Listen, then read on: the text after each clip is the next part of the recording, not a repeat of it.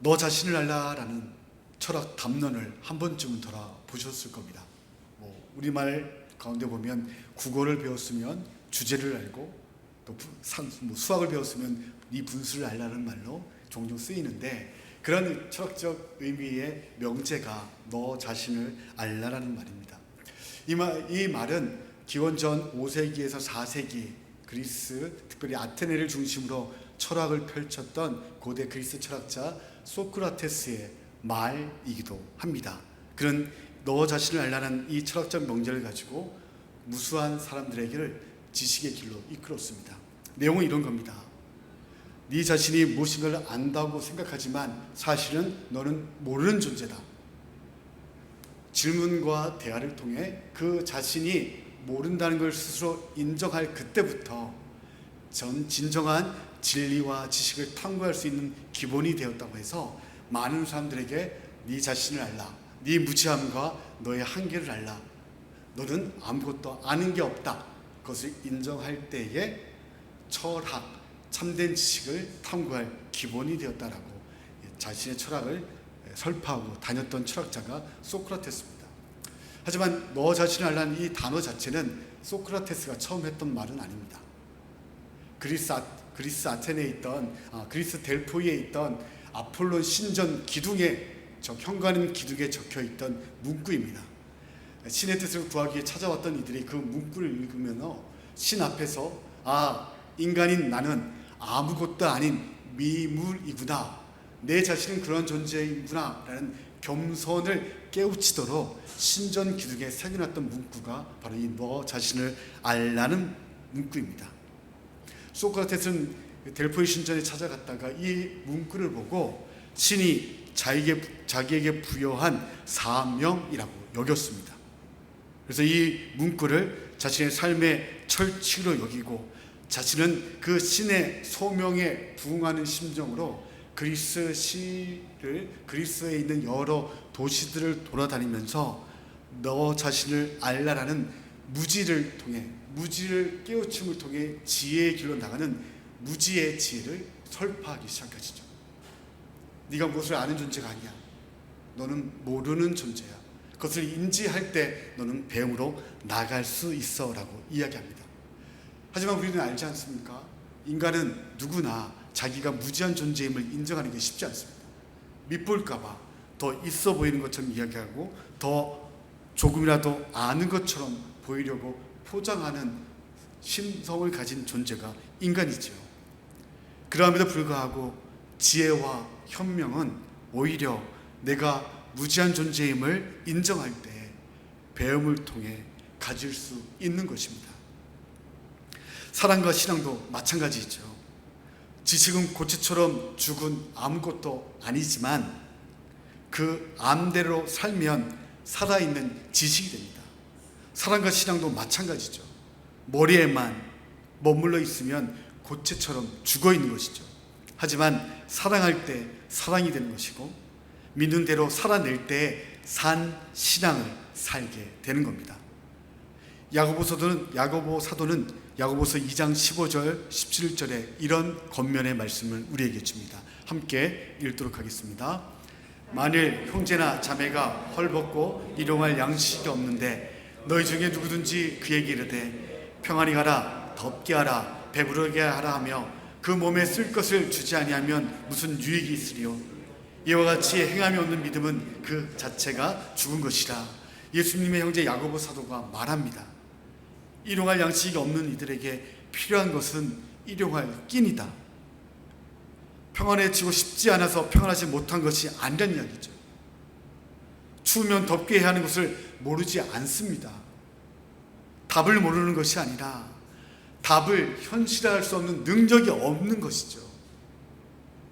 그들에게 필요한 것은 평안을 유지할 수 있는 관계, 따뜻한 온기, 먹을 수 있는 실체가 그들에게 필요한 겁니다.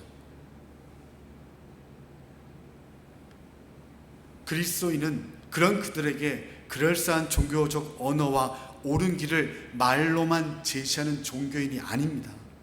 하나님의 뜻을 따라 행하며 요구자의 필요를 채우는 실천자가 사실은 그리스도인이어야 하는 것이죠.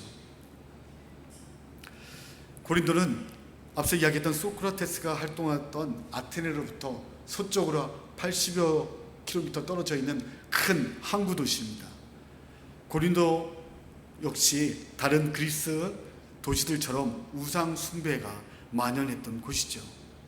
특히 고린도에는 여신 아프로디테 신전이 있었고 그 신전에는 1000여 명의 여사제가 있었다고 합니다. 신전을 중심으로 제사가 진행되고 제사 후에는 이 여사제들과 음행이 자행되던 곳이 이 고린도 지역이었던 것이죠. 문제는 종교 예식뿐만 아니라 당시의 사교 활동과 또 집안에서 이루어지는 여러 행사들, 결혼이나 장례가 그냥 가정에서 이루어지는 것이 아니라 신전에서 제사 형식으로 진행되고 많은 가족들이 초대되어 그 자리에 겸상하게 됐던 일들이 벌어진 것이죠. 많은 제물과 음식이 준비되었고 우상 앞에 드려진 그 음식들이 사제들과 그 제사를 주최한 또 열었던 주인 그리고 초대 손님들이 함께 먹게 됩니다. 그리고 먹고 남은 고기들과 사제 목으로 떼어놨던 고기들이 거기서 다 소비되지 않으면 고린도 시장으로 유통되는 것이죠. 지금이야 도축된 고기가 어디서 키워졌고 도축되었고 언제 죽여졌는지 추적이 가능하지만 당시에는 시장에 유통된 고기가 우상의 제물로 드려진 고기인지 일반 도축 과정을 통해서 공급된 고기인지 알 수 없는 그런 시대였던 거죠. 그러다 보니 본의 아니게 우상의 제물을 사먹게 되는 일들이 벌어집니다. 문제는 먹는 문제뿐만 아니라 우상 숭배 현장에 그리스도인들도 초대되는데 그 자리에 함께 그리스도인 된 이들이 동참하고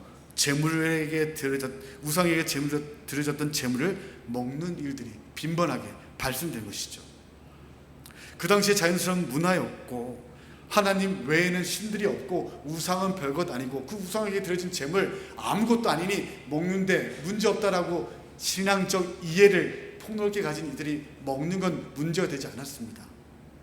하지만 우상 숭배와 먹거리에 대한 정확한 가르침이 정립되지 않았던 그때에 우상의 제물을 먹는 것 때문에 실족하고 넘어지는 교우들이 있었던 것이죠. 유대교 출신 그리스도인들은 부정한 음식에 대한 엄격한 율법의 규정이 여전히 남아 있습니다. 그런데 함께 교회 공동체에 이루고 있는 가족들 중에 헬라 출신의 그리스도인들은 그냥 먹어요. 자신들은 이거 하나님 주신 거라 여기고 먹는데 거기서 불협화음이 벌어지기 시작하는 거죠.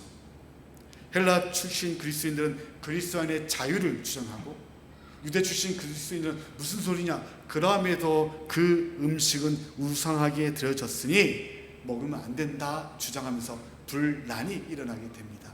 이 문제를 해결하기 위해서 고린도 교회를 처음 세웠던 바울에게 고린도 교인들이 서신에 적어서 이 문제를 해결해 달라 보냈던 것이죠.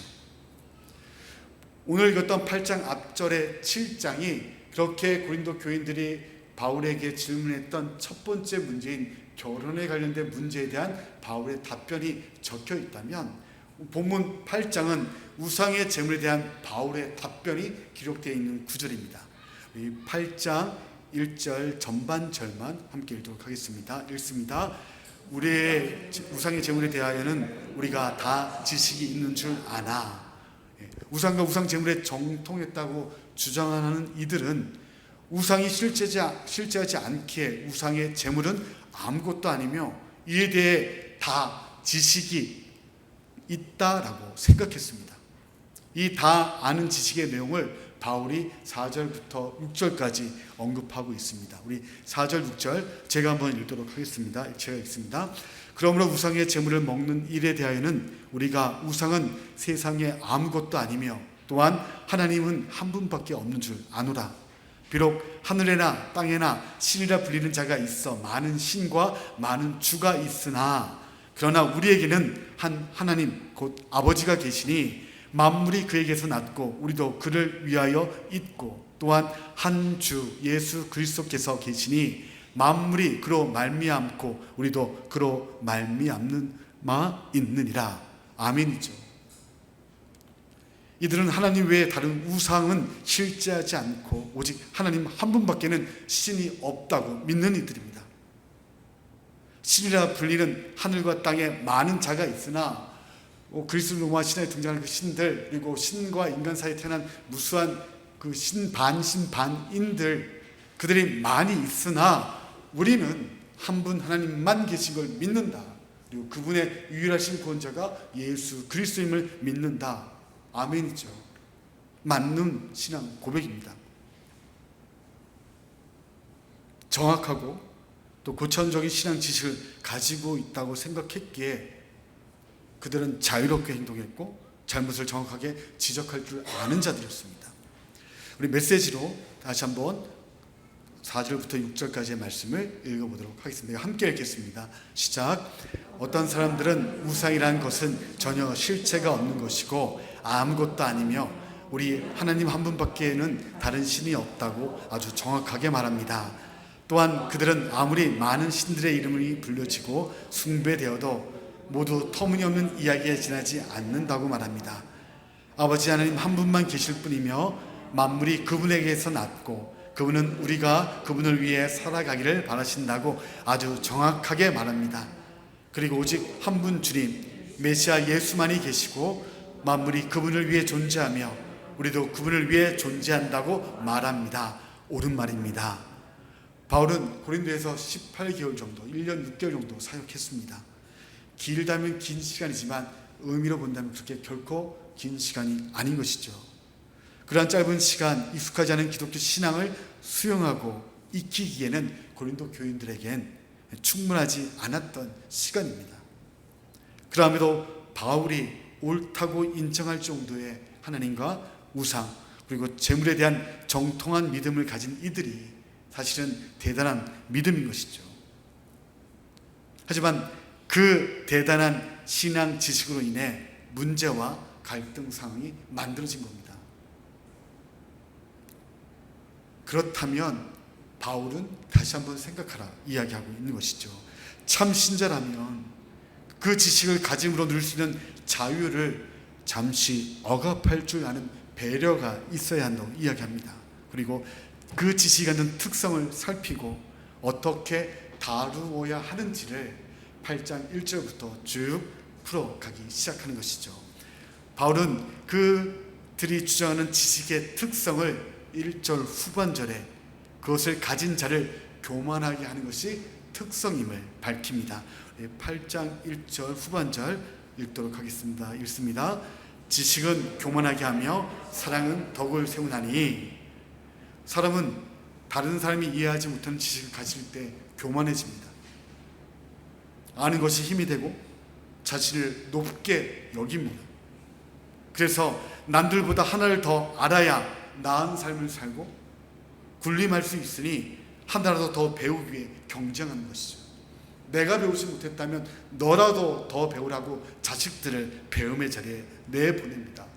경쟁에서 이기라고, 남들보다 더 알라고, 아는 게 힘인 시대니까 네가 경쟁력을 가지라고 이야기하죠.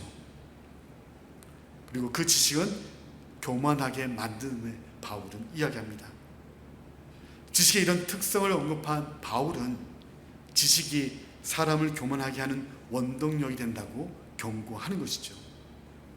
관계 안에, 공동체 안에 아는 게 힘으로 작용할 수 있으니 지식을 다룰 때에 단순히 지식으로서만이 아니라 사랑을 통해 덕을 세우도록 활용하라 이야기하는 것이죠. 헬라어 원문에는 덕을 세우다는 오이코도메이라는 짓다, 건축하다는 말에서 파생된 단어를 사용하고 있습니다. 사람을, 공동체를, 교회를 세우는 원리가 성경 지식으로서가 아니라 사랑으로서 세우는 것임을 바울은 이야기하고 있는 것이죠. 그래서 이렇게 생각할 수 있습니다. 지식은 나아갈 방향을 지시하는, 그 길로 나아갈 방향, 길을 제시하는 기능이 있다면 사랑은 그 길로 나아가게 하는 원동력이자 지속하게 하는 힘을 갖게 되는 것이죠.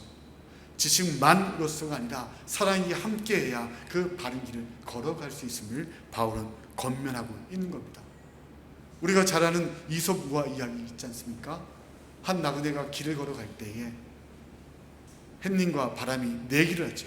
저 나그네가 덩치같이 걸치고 있는 외투를 먼저 벗기는 자가 이기는 자라 내기를 합니다. 먼저 호기롭게 바람이 입으로 불기 시작하죠. 모든 것 날려버릴 만큼의 강력한 바람을 통해 겉옷을 날려버리려고 후 붑니다. 하지만 벗겨지지 않죠. 오히려 나그네는 겉옷을 싸맵니다. 추우니까, 자기 겉옷 잊어버릴까. 이어 햇님은 뭐합니까? 따뜻한 온기를 발산합니다. 그 나그네를 움직였던 것은 강력한 바람, 미는 듯한 강력한 힘의 바람이 아니라 온기를 통해 변화를 경험했던 겁니다. 바울이 살던 고린도 교회 그때나 지금이나 사실은 아는 게 힘인 시대입니다. 하지만 기억합시다. 아는 대로 살고 믿는 대로 행하는 삶이 또 그 삶을 통해서 공동체와 사람은 세워지는 겁니다. 바울은 다 아는 지식을 갖고 있다 착각하는 이들에게 2절 3절에서 일침을 가합니다. 우리 2절 3절 함께 읽도록 하겠습니다. 만일 누구든지 무엇을 아는 줄 생각하면 아직도 마땅히 알 것을 알지 못하는 것이요, 또 누구든지 하나님을 사랑하면 그 사람은 하나님도 알아주시느니라. 바울은 안다고 하나 아직 마땅히 알 것을 알지 못하는 자들임을 이야기합니다. 너 자신을 알라는 그 철학 명제와 같은 것이죠. 진리가 자유케 한다는 말씀처럼 그들은 다 알기에 자유롭게 먹고 스스럼 없이 어울리지만 사실은 마땅히 알아야 할 것을 전혀 모르는 존재였던 겁니다. 하나님에 관한 지식을 많이 가졌다고 하나님과 바른 관계를 맺는 것이 아닌 것이죠. 하나님을 아는 지식을 따라 하나님을 사랑하는 사람이 또 그 사람을 하나님께서 알아봐 주신 바 되는 것이죠. 신학자 바레트는 이 구절을 이렇게 해석합니다. 한편은 하나님에 대한 단편적인 지식의 수집에 불과한 반면, 다른 한편은 개인적으로 또 올바르게 하나님과 관계를 맺고 있는 상태에 이른 것이다 라고 본문을 주의합니다. 이런 것이죠. 많은 것을 알고 있다라고 이야기하고 있지만 사실은 그들은 하나님에 대한 단편적인 정보를 수집한 것에 불과하다. 머리에 머물러 있는 굳어진 죽은 지식만 갖고 있다는 이야기입니다.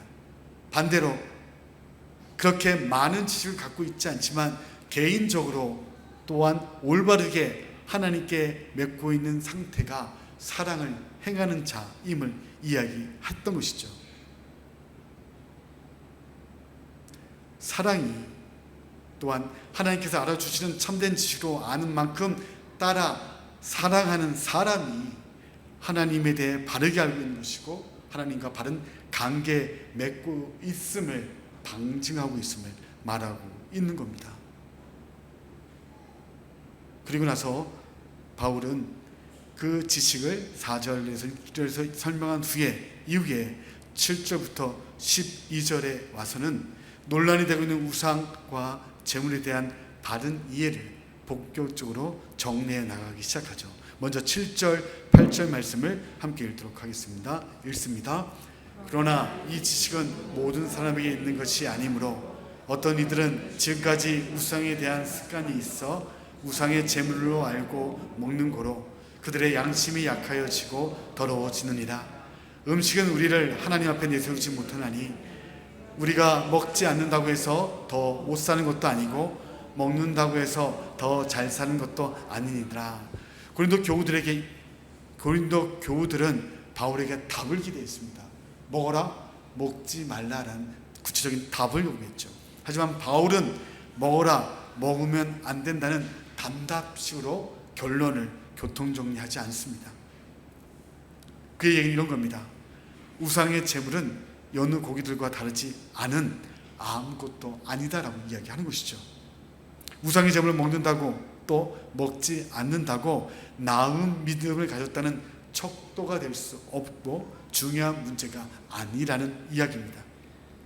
정말 중요한 문제는 자유와 권리로 당당하게 먹는 그 행위로 인해 내가 그 정도의 믿음 갖고 있으니 나는 내 마음대로 할 수 있어 라고 행동하는 그들의 행동을 통해 실족하는 연약한 이들이 있는데도, 그럼에도 내 신앙적 당당함이 저들에게 상처가 될 수 있구나 조심하자는 성찰이 아니라, 아니 왜 이 정도도 하지 못하는 거야? 그들의 신앙이 왜 이렇게 여리고 어린 것이야 라고 치부하고 있는 그들의 태도가 문제 있음을 바울은 이야기하는 것이죠. 그리고 이어지는 9절 12절에 정말 신앙 공동체가, 신자가 신경 써야 할 것을 말씀합니다. 우리 9절 12절 다시 한번 읽도록 하겠습니다. 그런즉 너희의 자유가 믿음이 약한 자들에게 걸려 넘어지게 하는 것이 되지 않도록 조심하라. 지식이 있는 네가 우상의 집에 앉아 먹는 것을 누구든지 보면 그 믿음이 약한 자들의 양심이 담력을 얻어 우상의 재물을 먹게 되지 않겠느냐. 그러면 내 지식으로 그 믿음이 약한 자가 멸망하나니 그는 그리스도께서 위하여 죽은 형제라. 이같이 너희가 형제에게 죄를 지어 그 약한 양심을 상해하는 것이 곧 그리스도에게 죄를 짓는 것이니라. 내 신앙 지식에 근거한 자유보다 믿음이 약한 자의 혼돈에 관심을 가지라는 권면입니다. 4절에서 6절의 정도의 신앙적 지식을 가지고 있기에 스스럼없이 제사를 겸한 사교 모임에 참석하고 불신자와 어울리고 우상의 재물을 먹을 수 있습니다. 하나님은 창조주시고 유일한 하나님이시니까요. 하지만 신앙 경륜이 미성숙한, 우리는 다 아는 지식이라 여겼던 그 지식을 갖지 못한 연약한 신자가 그런 모습을 보고 똑같이 행동한다면 그들의 양심에 걸림돌이 될 수 있기에 너희들의 자유에 억압하라 라고 권면하고 있는 거죠. 저희 둘째 큰아이가 성인이 되면서 12월 31일, 그러니까 1월 1일 자정되는 시간에 친구들하고 바깥에 나가서 놀게 해달라고 이야기합니다. 편의점에 가서 맥주캔 하나 맞고 싶다고 이야기를 하는 거죠. 굉장히 집사람하고 그 1월 1일을 앞두고 고민했습니다. 어떻게 권면할까? 한 가지였습니다. 하나님 주신 음식이라 여기고 네가 마실 수는 있을 것 같아. 근데 아직 한국 사회에서는 그리스도인이라면 술 문제로부터는 그래도 그리스도인이라면 먹지 않는다는 인식이 그래도 좀 남아있어. 그리고 또 한 가지, 당연히 교회에 안 다니고 이제 막 신앙생활 시작한 친구들이 교회 다니고 그래서 술 먹지 말아야 된다고 생각했는데, 네가 하나님 주시는 음식으로 알고 마시는 그 술 마시는 모습 때문에 그 친구들이 만약에라도 교회 다니면서 술 마셔도 된다고 생각하게 된다면, 그리고 그거 아무것도 큰 문제 아니야 라고 생각하게 된다면 그거 하나님한테 떳떳하지 못할 수 있어. 물론 그것 때문에 천국 못 가는 건 아니지만 그래도 한 번쯤 생각해 볼 필요가 있다. 마시려면 집에서 마셔, 사다 줄게, 이렇게 얘기했던 기억들이 있습니다. 이런 문제들은 단순히 20살이 되고 성인이 되는 친구들의 문제뿐만 아니라 많은 기독교인 청소년들에서 청년으로 넘어가는 이들, 또 직장생활을 통해 사회생활로 들어가는 이들에게 케이스마다 고민이 되는 것이죠. 신앙인인데 어떻게 해야 되느냐. 누군가를 먹고 있는 사람들도 있고, 그러면서 큰 믿음 가진 사람들은 아니 이거 하나님 주신 음식이라고 여기고 가하지 않고 실수하지는 않을 만큼 마시면 된다고 여기고 마실 수 있는 믿음은 있지만, 그러함에도 여전히 연약한 자, 그래도 교회 다닌다고 생각하면 이 정도는 하지 말아야겠지. 목사인, 목회자인, 교육자들에게도 마찬가지인 거죠. 술, 담배 하나님 주신 것이 할 수 있어 라고 여길지 모르지만 내가 자유함을 누리고 행하는 그 일 한 가지 때문에 누군가가 그 모습으로 실족하고 그 길에 들어선다면 하나님께 죄가 될 수 있다 이야기하는 거죠. 네가 연약하다고 이야기하는 그가 네가 가진 신앙의 깊이와 크기보다 얕은 신앙을 가진 그가 혼란을 경험한다면 그거 문제 있다라고 바울은 권면하고 있는 겁니다. 그리고 네가 믿음 없다 여기는 그 사람을 위해 그리스도께서 천하보다 그 영혼을 귀히 여기셔서 그를 위해 죽으셨다라고 바울은 이야기하는 것이죠. 그러함에도 불구하고 더 큰 믿음의 지식을 자랑하고 자기의 자유를 주장하며 거리낌 없이 참석하고 먹는 이들에게 바울은 이야기합니다. 그리스도께 죄를 짓는 것이다라고 이야기하는 것이죠. 사랑 없는 지식이 교만을 잉태하고 배려 없는 신앙의 자유가 사실은 영혼을 죽이게 할 수 있는 것이죠. 바울은 그것을 권면하는 겁니다. 그리고 13절에 와서 바울은 이야기합니다. 내가 누리고 있는 신앙적 최고의 경지, 막힘이 없는 자유를 누릴 수 있는 수준이 되었을지라도 누군가를 신앙 여정에서 혼란과 좌절을 경험하게 한다면 가감하게 내 자유를 억압하겠다라고 선포합니다. 우리 13절 말씀 함께 읽도록 하겠습니다. 그러므로 만일 음식이 내 형제를 실족하게 한다면 나는 영원히 고기를 먹지 아니하여 내 형제를 실족하지 않게 하리라. 하나님 외에는 아무것도 존재하지 않고 실제하지 않는 우상에게 드려진 아무 효용없는 재물, 정말 아무것도 아닌 고기를 못 먹는 바울이라고 조롱할 겁니다. 사람들은 흠집내기를 좋아하니까요. 하지만 그런 조롱을 받게 될지라도 바울은 자신의 어울림과 먹음으로 인해 누군가가 실족할 빌미를 제공한다면 내 자유를 억압하겠다고 공언합니다. 먹고 마심이 아니라 내 신앙의 자유가 아니라 관계 안에 상대를 소중하게 여기며 함께 세워가겠다고 바울은 선포해버리는 거죠. 오늘 본문은 고린도 교회에서 질문한 두 번째 논쟁 주제인 우상의 재물에 대한 바울의 대답을 담고 있습니다.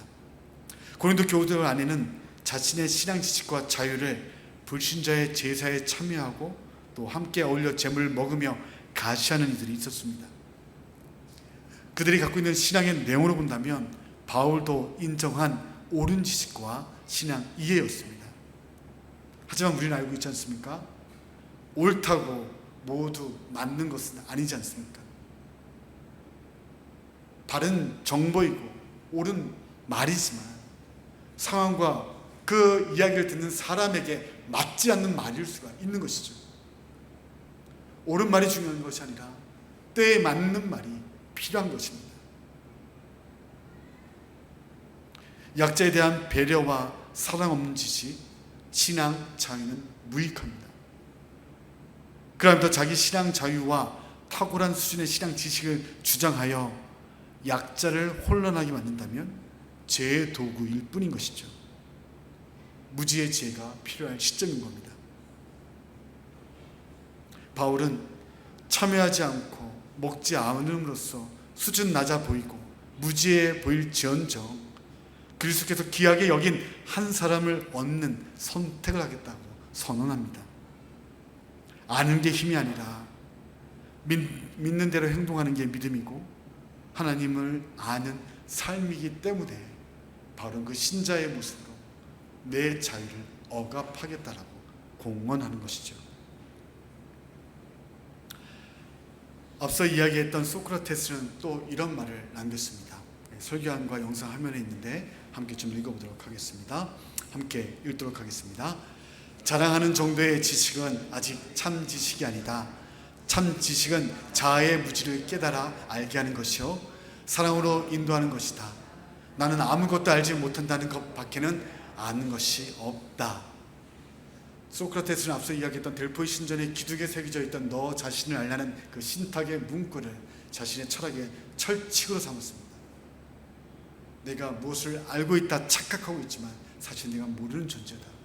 그러니 나는 안다고 하는 이들에게 너희가 무지함을 깨우치고 참된 치로 나갈 수 있도록 그 길을 여는 자로 신이 준 사명으로 여기고 그리스 곳곳을 다니며 자신의 철학을 전파했습니다.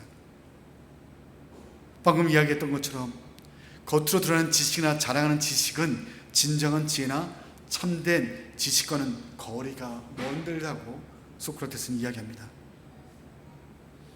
그래서 그는 스스로 무지를 자극하는 것이 진정한 지혜의 시작이라고 보았고, 진정한 지식은 끊임없이 질문하고 탐구하는 과정에 얻어지는 것이라고 강조했죠. 참신앙, 사랑도 이와 같습니다. 나로부터가 아니라 상대의 입장에서 생각하고 내가 알고 있는 것 위에 서서 주장하지 말아야 합니다. 성경 지식과 신앙 경륜을 내 잘남을 자랑하는 도구로서가 아니라 상대를 세워가는 도구로서 순종해야 할 책임이 신자에게 있는 것이죠. 사도 바울은 기독교 신앙 키트를 마련한 사도입니다. 그 누구보다 고차원적인 기독교 신학과 지식과 경지에 이른 신자입니다. 그럼에도 그는 자기 지식의 탁월함을 주장하기보다 또 더 높은 경지에 이르기 위해 경쟁하려 하지 않습니다. 오히려 연약한 한 사람에게 관심을 갖고 그를 배려하며 사랑으로 세워가려 합니다. 예수 그리스도의 십자가가 그랬기 때문이죠. 그 받은 사랑이 높은 하늘 영광 그 위에 거함이 아니라 이 땅 가운데 인간한 몸으로 입고 오셔서 우리가 달려야 할 십자가에 우리를 내려오게 하시고 당신이 대신 서심으로 통해 죄인이 서야 할 자리에 대신 서신 사랑이 바울이 받은 사랑이고 신자인 우리가 인정하는 그리스도의 사랑입니다. 그 사랑을 가진 자는 내 신앙 지식을 자랑함이 아니라 나와 같은 한 연약한 한 사람에게 관심을 갖고 그를 배려하며 사랑으로 세워가는 것이 필요함을 본문은 이야기합니다. 교우 여러분, 배움과 익힘은 내 무지와 한계를 인정할 때 보다 큰 배움의 장으로 나아갈 수 있습니다. 신앙 역시 내 성경 지식의 풍성을 말로 증명하고 내 은사의 뛰어남을 증명하기보다 오히려 말은 아끼고 손발에 애씀, 시간과 주머니를 열어 이웃을 향할 때 지식은 신앙이 되고 알면 삶이 되는 것이죠. 아는 게 힘이 아니라 도리어 아는 게 흠이 될 수 있습니다. 그렇다고 해서 알려 하지 않는 것 역시 교만인 것이죠. 신자인 우리는 하나님을 아는 지식에 가장 먼저 헌신해야 할 이들입니다. 다만 그렇게 얻은 지식은 성경의 가르침대로 사랑 위에서 상대의 입장에 맞게 제시되어야 합니다. 고린도전서 13장 2절 말씀 마지막으로 함께 읽도록 하겠습니다. 함께 읽습니다. 내가 예언하는 능력이 있어 모든 비밀과 모든 지식을 알고 또 산을 옮길 만한 모든 믿음이 있을지라도 사랑이 없으면 내가 아무것도 아니요. 그렇게 문제 많고 탈 많고 자신의 은사와 분파주의에 휩쓸려 있는 고린도 교회에게 바울은 12절까지 쭉 은사에 대한 이야기를 펼치게 13장에 가서 이야기하는 겁니다.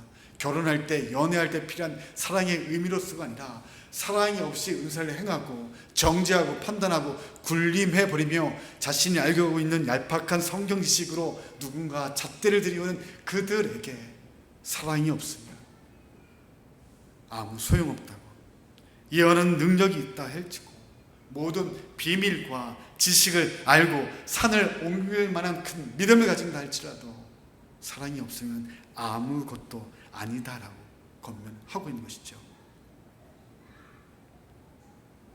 내 지식에 든 것을 말하기 앞서 상대가 들고 있는 무겁고 벅찬 짐은 없는지를 살피고 사랑과 배려 가득한 태도를 보일 때 하나님을 아는 지식은 생명력 있게 확정되는 겁니다. 내게 든 것을 말하기 앞서 상대에 들고 있는 짐에 관심을 갖고 함께 들어줌을 통해 하나님을 아는 지식을 살아내는 저와 여러분 되시기를 축원합니다. 기도하겠습니다.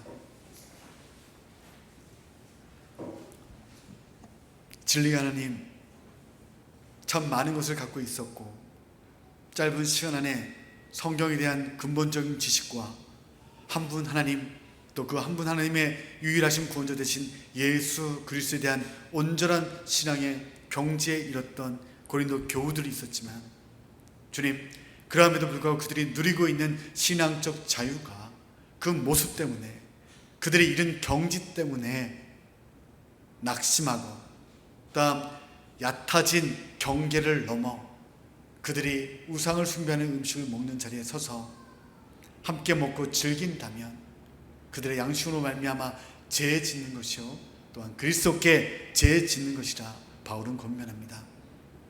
하나님을 아는 것, 하나님을 아는 지식에 신자는 제일 먼저 헌신해야 합니다. 그러함도 주님, 우리의 머리에 든 지식을 늘리기 위해 하나님을 알아가는 것이 아니라, 주님, 나보다 연약한 자, 그들이 손에 들고 있는, 마음에 들여져 있는 짐은 없는지를 살피기 위해 우리가 하나님을 아는 지식을 헌신하게 하시되, 그렇게 깨우친 말씀을 가지고 내 누릴 수 있는 자유가 있을지라도, 혹 내 자유함 때문에 누군가 넘어짐이 된다면 그 자유함을 억압할 줄 아는, 유보할 줄 아는 신자됨을 바울을 통해 권면합니다. 주님, 우리가 이 말씀을 부여잡게 하시고 가정에서, 또한 아들람과 교회에서, 직장에서 하나님 내 가진 믿음을 누군가에게 보일 때에 이것이 나의 교만한 형태로 나를 자랑하기 위해 드러남이 아니라 나와 함께하고 있는 자들을 섬기기 위한 도구로 쓰임받게 하시고, 아는 것이 힘이고 남들보다 더 아는 것이 경쟁적인 이 시대 속에 우리가 알고 있는 것을 나를 남들보다 돋보이기 위한 도구로서가 아니라 그들을 세우고 그들의 필요를 채우며 내 든 지식을 그들의 삶 가운데 들고 있는 짐들을 가볍게 하는 도구로 선용할 줄 아는 신자 되게 하여 주옵소서. 그로 말미암아 주님께서 하늘 영광 버리고 이 땅 가운데 오셔서 우리와 같이 되셨던 것처럼 우리 또한 내 가진 지식을 자랑하기 위하여 높은 곳에 서서 이리로 가라 저리 가라 지시하는 자가 아니라 내려와 그들의 눈높이에서 그들의 신앙의 옷을 입고 함께 호흡하며 걷는 참된 신자로 우리가 살게 하여 주옵소서. 예인이 또한 그런 걸음 걷기를 원합니다. 세상을 향해, 또한 문제 있는 교회를 향해 너희는 왜 이 땅으로 살느냐, 너와 나는 다른 수준의 교회라 치부하는 것이 아니라 우리의 문제로 감싸 안고 그들이 다시 한번 기회를 얻도록 예인의 예인됨을 드러낼 때 하나님, 낮은 자리에서 주님의 마음을 품고 함께 걷고자 애쓰는, 생명을 살리는 그 길에 서는 예인교회 되도록 주님 은혜 베풀어 주옵소서. 예수님의 이름으로 기도드립니다. 아멘.